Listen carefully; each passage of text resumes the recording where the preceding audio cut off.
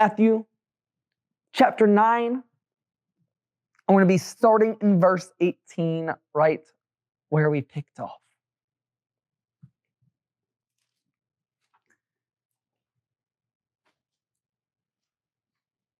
And you can continue flipping there, but I have a question for us to ponder as we have our discussion today on this text.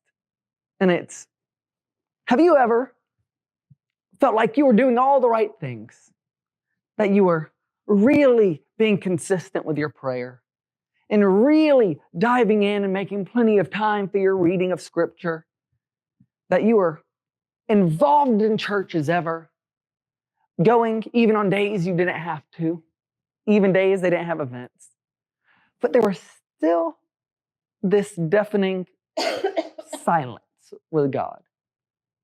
It felt like that rather than being more connected with Him, you maybe felt more hopeless than ever before.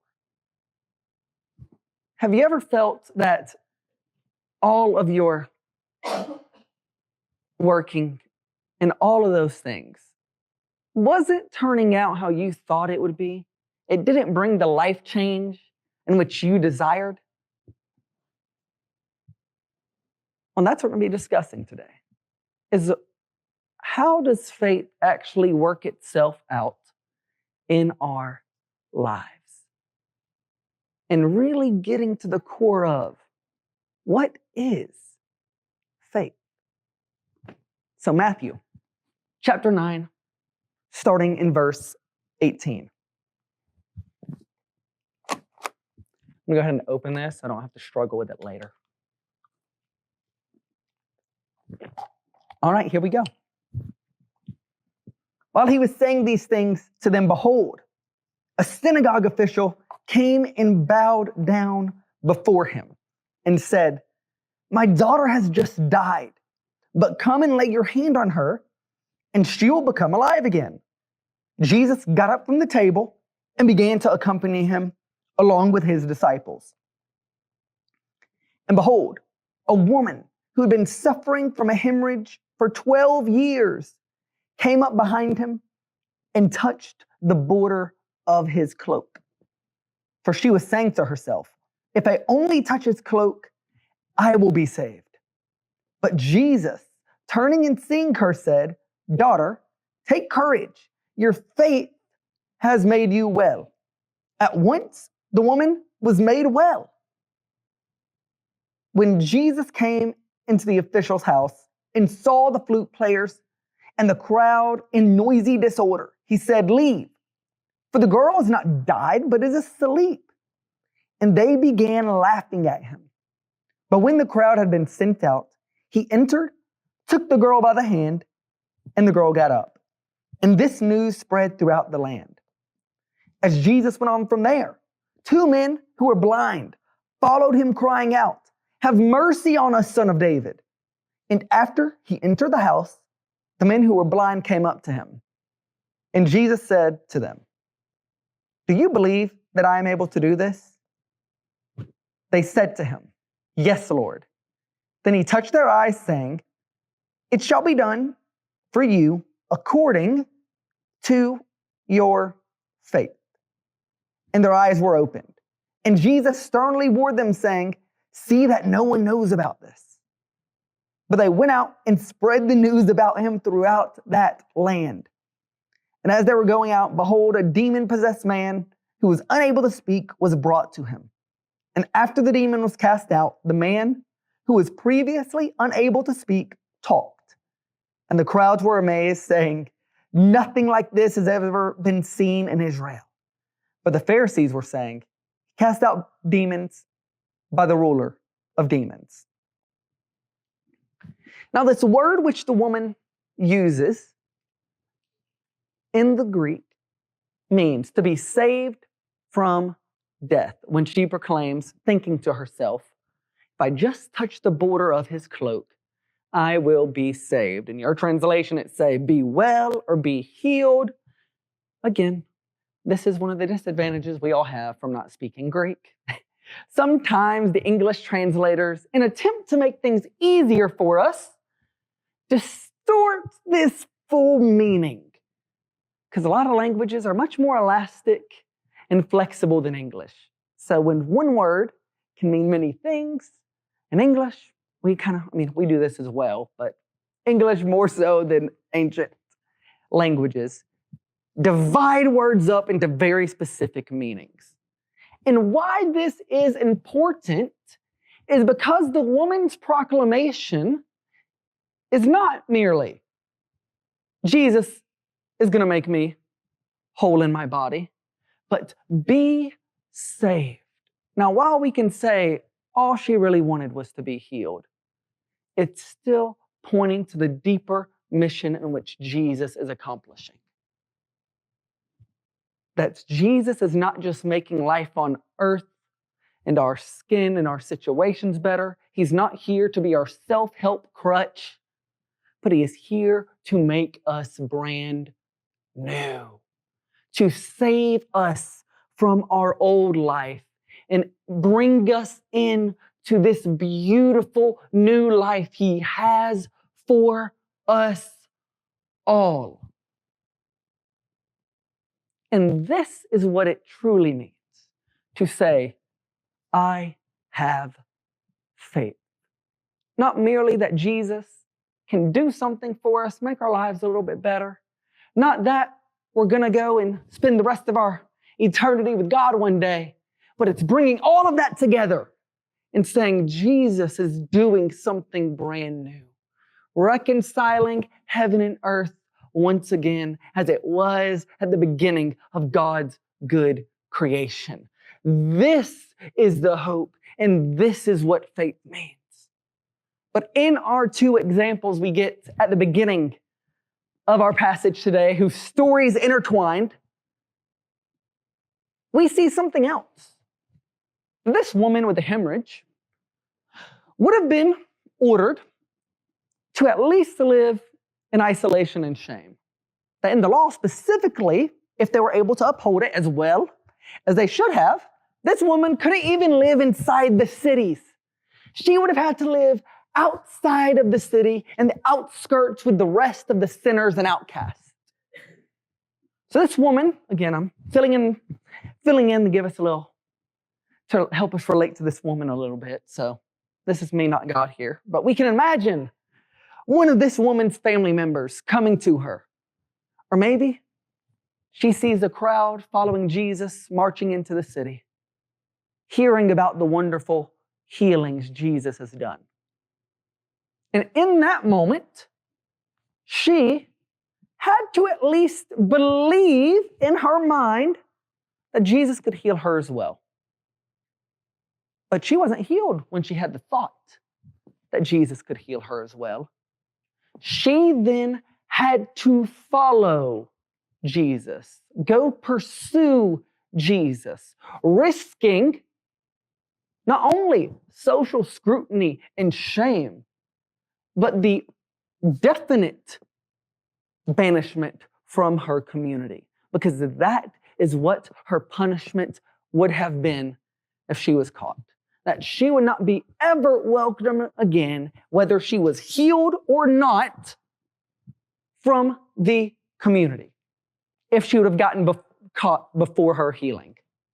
That if she would have been stopped, then she would have lost everything, never again able to reconcile not only with her family, not only her friends, not only re-enter into the life she once knew, but she would have lived apart from all festivals in which she would have participated in the city. She would have never again been able to enjoy the company and life she once knew. That this belief came with a risk and could have cost her something. Because again, she wasn't healed the moment she was like, oh, that guy Jesus can heal me. No. She had to take the risk of going into the town. And in Luke, we get more details about this scene. And it says that people were bunching up in a crowd in the middle of the street of the city. Because when Jesus asked his disciples in Luke, who touched me? They looked at him like he was crazy and said, what do you mean? Everyone's touching everyone, Jesus. So this woman who's been isolated for 12 years not only takes the risk of going into the city, she then goes into the middle of a crowd, crawling and pushing her way through to get to Jesus. And the moment she lived in this act of obedience by getting to Jesus, it was then and only then this faith saved her. Now let's go to the other person in the story, the synagogue official. In Luke, we learn whose name is Jairus. Therefore, to help us relate with Jairus a little bit, that is what I will call him using our buddy Dr. Luke as a reference. So Jairus, a synagogue official, let's remember, who doesn't like Jesus a lot, the synagogue officials, the priests, the Pharisees, the scribes, the Sadducees. So guess what? This man's friends, and probably up until his daughter starts dying, Jairus thinks Jesus is a heretic, thinks Jesus is just trying to do what many others have done, raise a revolution in his own name, which will eventually fail. That's Jairus' and his buddy's belief. But then one day, Jairus' daughter gets sick, and he's still doing all the good things that he should do as a loyal leader of the Jewish people. He's giving his offerings, saying his prayers, but still his daughter dies. And in that moment, this man, who probably before only thought of Jesus as a heretic, said, well, no matter what he is, I know he can save my daughter.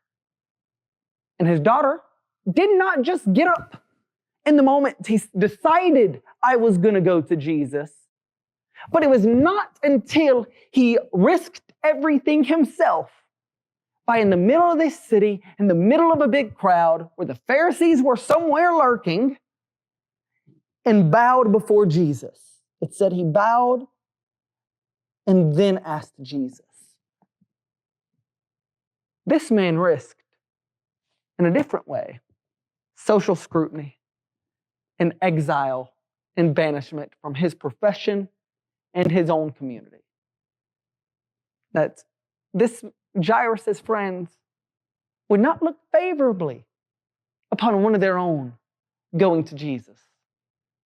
Which is why in John, Nicodemus decides to do this in the middle of the night. He was in a little bit less dire circumstance, we could say. But Jairus put everything on the line. That he wasn't going to sneak up to Jesus in the night to do this, which he could have. But the moment he found Jesus in the middle of this city, he left everything else behind, risking it all, and bowed down in faith to Jesus. And then took Jesus to his home. And only after this act of obedience of faith was his daughter healed. So what am I saying? That the biblical authors had no concept of faith that did not also result in transformation. Not perfection, but transformation. That when we confess with our mouth and believe in our heart Jesus is Lord, let's think of what professing the gospel cost Paul. It cost the author of that line his life in the end. But before that, it cost him his profession, his friends, and everything else. That's what it cost him. That Paul had to leave his old life behind. He could not intermingle the two. Matthew last week, we pointed out, did not stay in the tax collector's booth, but he got up and left.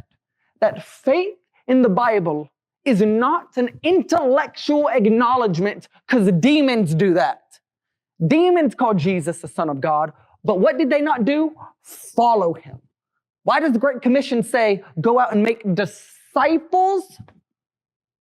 Again, because there is the expectation of following. If you believe something, you're going to act on it.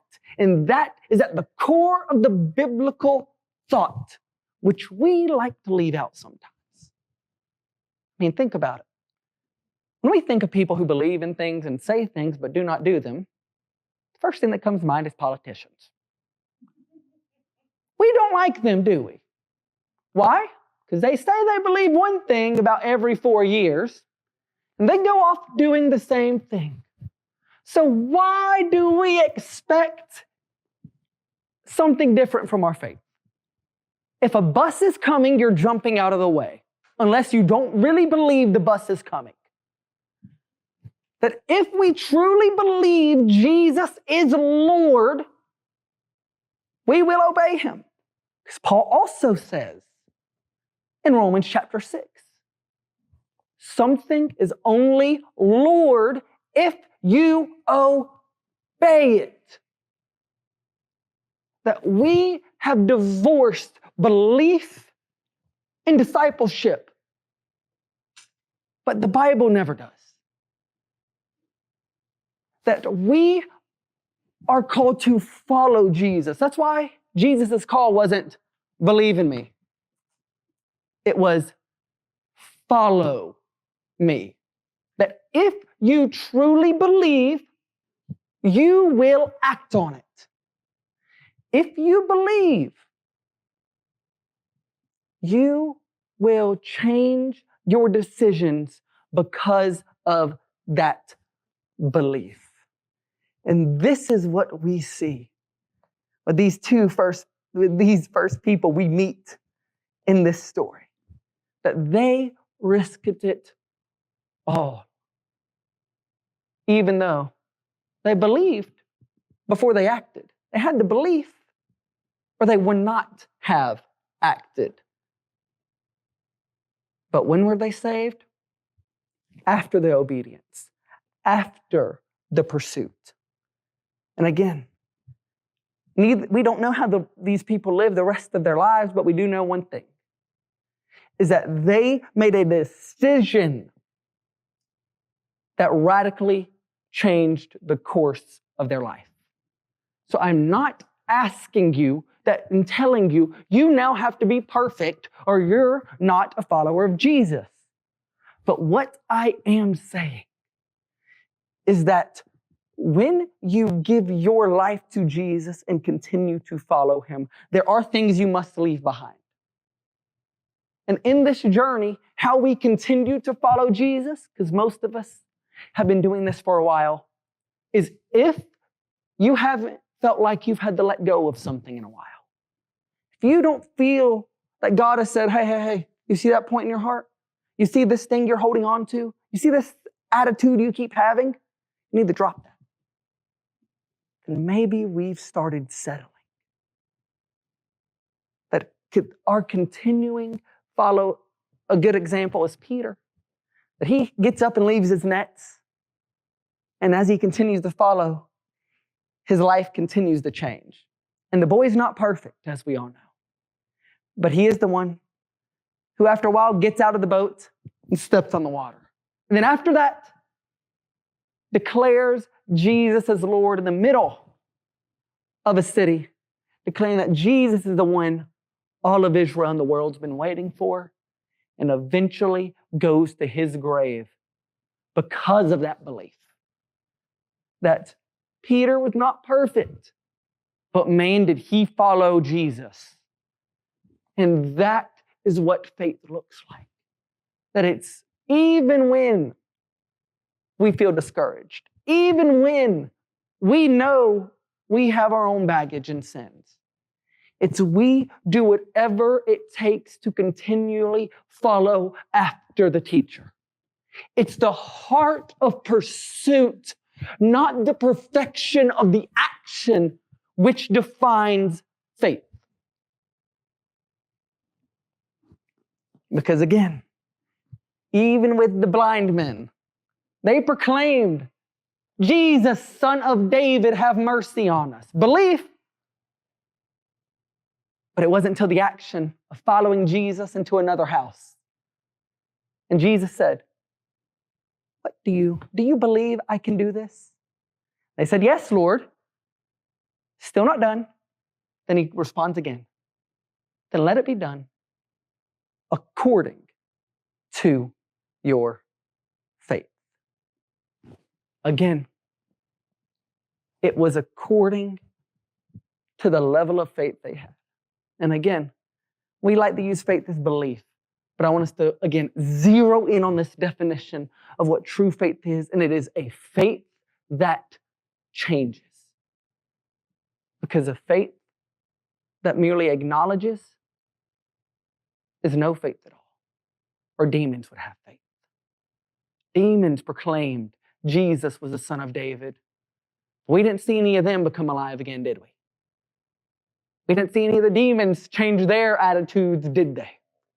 They merely asked to go into the pigs and they ran in some water.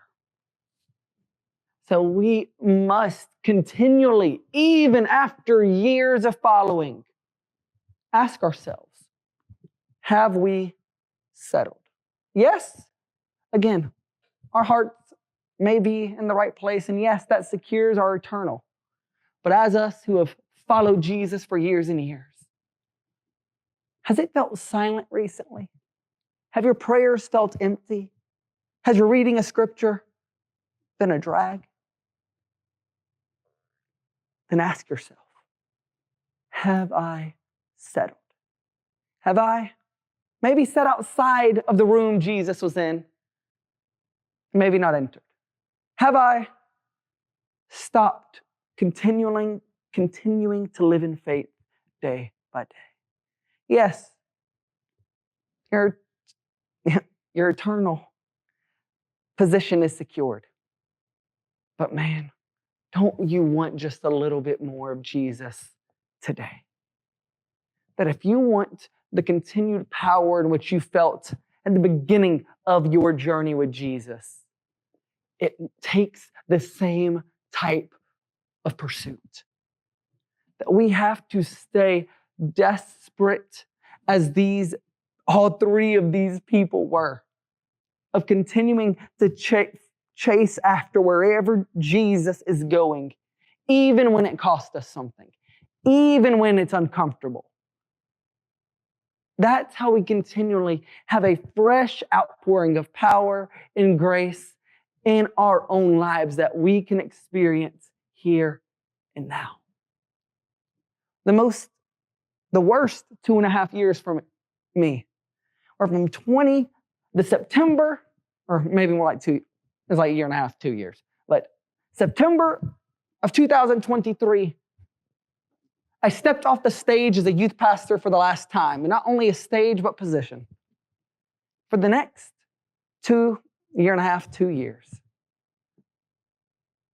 Everything I did, I kept living the Christian life, kept reading my Bible, saying my prayers, even talking to people in my life about Jesus. But I stopped pursuing. I stopped living on mission. I settled for where I was at, doing all the other things in my life, worrying about job and business and family, and settled. I forgot the mission in which so captivated my life. And it wasn't until, not merely that I chose to start looking for a position as a pastor, but before that, started actually believing in this mission once again, believing in this pursuit once again, getting myself up, pushing everything else out of the way, and laying all else aside for one thing, the pursuit of Jesus. Living my life on that mission, I say every Sunday, revealing to the world the new life of Jesus by living in community through Him. It wasn't until I put that back as the pure focus of my life that I felt that intimacy with God once again. It wasn't until I began to stop focusing on, am I just doing this right? And merely said, whatever it takes, whatever it looks like, I'm pursuing Jesus. And let that consume not just my Sundays, not just my 2 hours in the morning, not just some conversations when they came up, but consumed every decision I made. And I merely started reinserted the filter of my life asking this question. Does this decision reveal to the person I'm with something about Jesus, this new life of Jesus? And am I putting myself first in this moment, or am I putting someone else first in this moment, in this decision? Because God's will in every situation is to reveal Himself and show Himself, not only to us, but to the people we're encountering, whether they know Him or not. Like God continually wants to reveal more and more of Himself to us, live in deeper and more intimate relationship with us. We just have to allow Him to enter into every situation and continue to shed off the things which entangle us and continue to run this race with perseverance, which God set out for us. It's about the pursuit more than anything. That's what we learn from these people, because it wasn't easy journeys for all three of them, especially the blind guys that had to go through a crowd not being able to see, to get to Jesus. There was risk associated with all, but they decided that the pursuit of Jesus and what Jesus had for them was greater than the risk. And then we finish our story of this week, these encounters Matthew lines out for us, with the demon-possessed man. Who? Oh, he had no choice. He was fully possessed. But what this closes out, this section of healing, this section of Matthew reminding us, is that no matter what dark forces that we can't control in our lives, no matter the situations and tragedies that are outside of our reach, outside of our control, Jesus still reigns. That even now, if you're thinking, man, everything in my life I just can't control. I can't control my health. I can't control my friends that I continually see on Facebook heading home to Jesus. I can't help fill in the blank. Jesus still reigns. And that's the hope in all of this. That even when the darkness closes in, it seems more chaotic than ever, Jesus still has control. We just have to have the faith that not only acknowledges Him, but the faith that transforms our decisions in the day. And we will see that piece by piece, step by step, moment by moment.